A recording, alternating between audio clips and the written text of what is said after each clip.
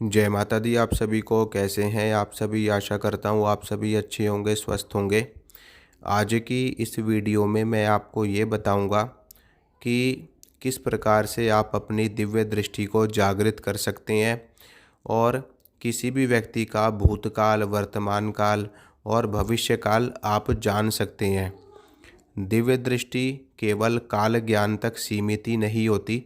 दिव्य दृष्टि के अन्य भी कार्य होते हैं, जैसे कि किसी के जीवन में क्या समस्या है उसके बारे में पता करना और उसका क्या समाधान है उसके बारे में जानकारी हासिल करना, प्रकृति में छुपे हुए गूढ़ रहस्यों की जानकारी प्राप्त करना, शक्तियों के साधना का ज्ञान प्राप्त करना, या फिर आप किस स्थान पर हैं उसके बारे में पता लगाना, आपके जीवन में कौन सी शक्ति आपको प्रभावित करेगी, कौन सी शक्ति का जाप करने से आपको ज़्यादा लाभ होगा, इन सभी चीज़ों का ज्ञान प्राप्त करना, या फिर इस ब्रह्मांड में कोई भी वस्तु या कोई भी ज्ञान हो उसके बारे में जानकारी हासिल करना।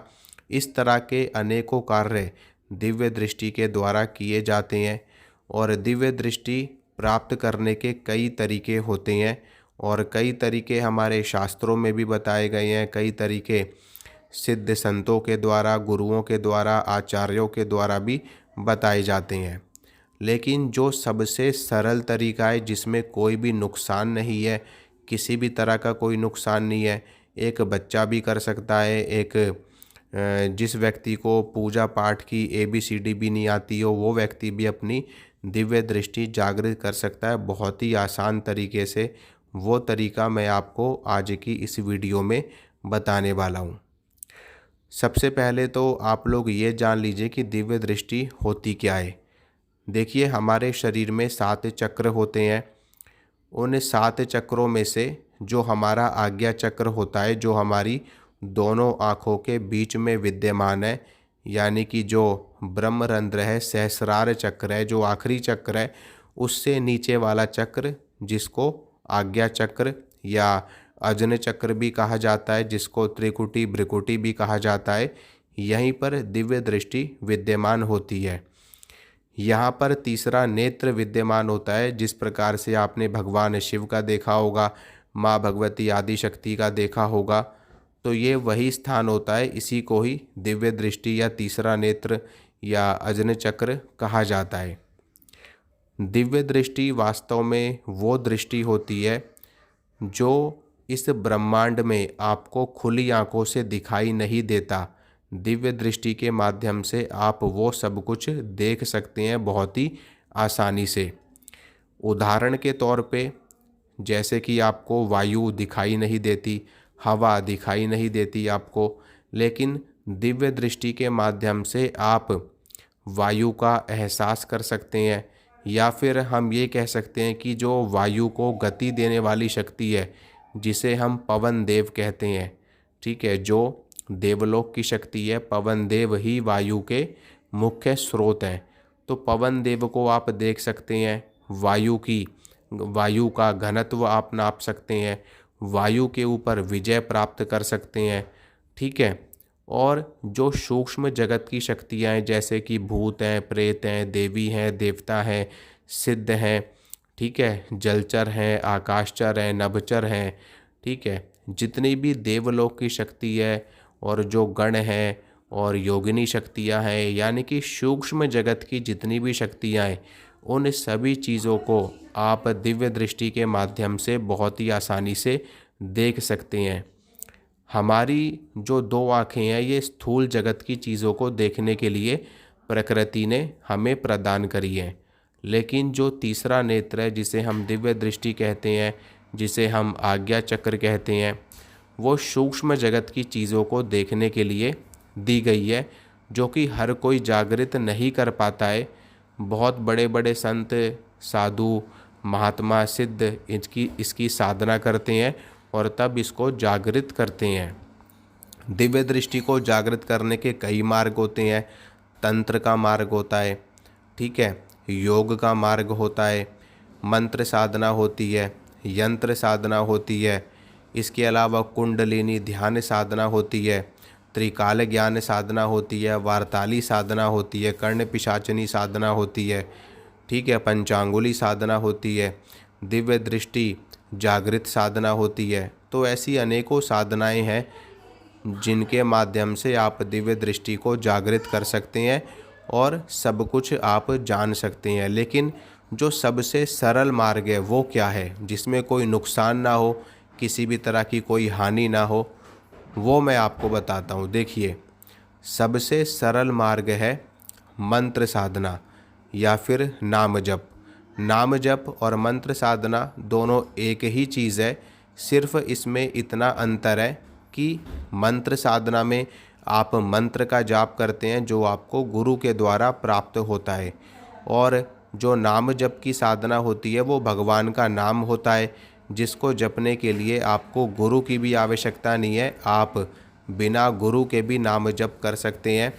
आपके इष्ट चाहे हनुमान जी हों, चाहे माँ दुर्गा हों, माता काली हों, विष्णु जी हों, कृष्ण जी हों, राम जी हों, भगवान शिव हों, कोई भी आपके इष्ट हों, और अपने इष्ट का जाप आप नाम जप के माध्यम से कर सकते हैं बहुत ही आसानी से। और नाम जप में किसी भी तरह का कोई विधि विधान नहीं होता, कोई कर्म कांड नहीं होता। आप चलते फिरते भी नाम जप कर सकते हैं, सोते बैठते भी नाम जप कर सकते हैं, आप कहीं पर हैं वहाँ पे भी आप नाम जप कर सकते हैं। तो नाम जप और मंत्र जप सबसे सरल मार्ग माना गया है दिव्य दृष्टि को जागृत करने के लिए। ठीक है, मंत्र जाप के भी कुछ नियम होते हैं लेकिन नाम जप के कोई भी नियम नहीं होते। इसीलिए नाम जप कलयुग में ईश्वर प्राप्ति के लिए, ईश्वर का साक्षात्कार करने के लिए, भगवान की कृपा पाने के लिए सबसे सरल मार्ग माना गया है। ठीक है, नाम जप के मुकाबले जो मंत्र जप होता है वो अधिक प्रभावशाली माना गया है। मंत्र जो होता है वो बीज मंत्रों से बना हुआ होता है और गुरु के द्वारा प्राप्त होता है, इसलिए जो मंत्र जाप होता है वो ज़्यादा पावरफुल होता है, ज़्यादा शक्तिशाली होता है नाम जप के मुकाबले। ठीक है, क्योंकि वो गुरु के द्वारा सिद्ध किया हुआ मंत्र होता है जो तुरंत ही अपना प्रभाव दिखाना शुरू कर देता है। उदाहरण के तौर पे आपको नवारण मंत्र की दीक्षा मिलती है अपने गुरु से। आपके गुरु ने नवारण मंत्र का लाखों की संख्या में जाप किया है, करोड़ों की संख्या में जाप किया है, तो उन्होंने इस मंत्र को सिद्ध कर लिया है। अब आपको गुरु दीक्षा के माध्यम से नवारण मंत्र की दीक्षा प्राप्त हो जाती है, जिसके कारण से आपका नवारण मंत्र भी तुरंत ही अपना प्रभाव दिखाना शुरू कर देता है और बहुत जल्दी सिद्ध हो जाता है, या फिर ये कहें कि आपको सिद्ध मंत्र प्राप्त होता है गुरु से। इसीलिए मंत्र जाप और नाम जाप ये दोनों ही सर्वश्रेष्ठ माध्यम है अपनी दिव्य दृष्टि को जागृत करने के लिए। डिपेंड करता है आपके ऊपर कि आपको कौन सा मार्ग अति प्रिय है। अगर आप मेरा सुझाव माने तो सबसे अच्छा रहेगा, जब तक आपकी गुरु दीक्षा नहीं हो जाती या जब तक आप गुरु नहीं बना लेते या आपको गुरु की प्राप्ति नहीं हो जाती, तब तक आप नाम जप करें। ठीक है, नाम जप से अपनी दिव्य दृष्टि को खोलें, और जब आपको गुरु दीक्षा मिल जाती है तब आप अपने गुरु मंत्र का जाप करें। तो इससे श्रेष्ठ मार्ग और उत्तम मार्ग इस ब्रह्मांड में कोई भी नहीं है। अन्य सभी मार्गों में कठिनाइयाँ हैं, बाधाएं हैं और उसमें खतरा भी है, क्योंकि दिव्य दृष्टि जागृत करना कोई बच्चों का खेल नहीं है। इसमें कई बार साधकों को नुकसान भी हो जाता है, क्योंकि कुंडलिनी योग जो है वो इतना भी सरल नहीं है जितना लोग समझते हैं। ठीक है, तो नाम जप मंत्र जप बहुत ही आसान माध्यम है। आपके इष्ट जो भी हैं आप उनका कोई भी नाम ले लो, या उनका जो भी मंत्र आपको गुरु से प्राप्त है आप उसका जाप करो। अगर आपके कोई भी गुरु नहीं हैं तो फिर आप भगवान शिव को, जो कि आदि गुरु हैं, इस ब्रह्मांड के सबसे बड़े गुरु हैं, गुरुओं के भी गुरु हैं, आप उनको अपना गुरु मान करके किसी भी मंत्र का जाप करिए तो उससे आपको लाभ मिलता है।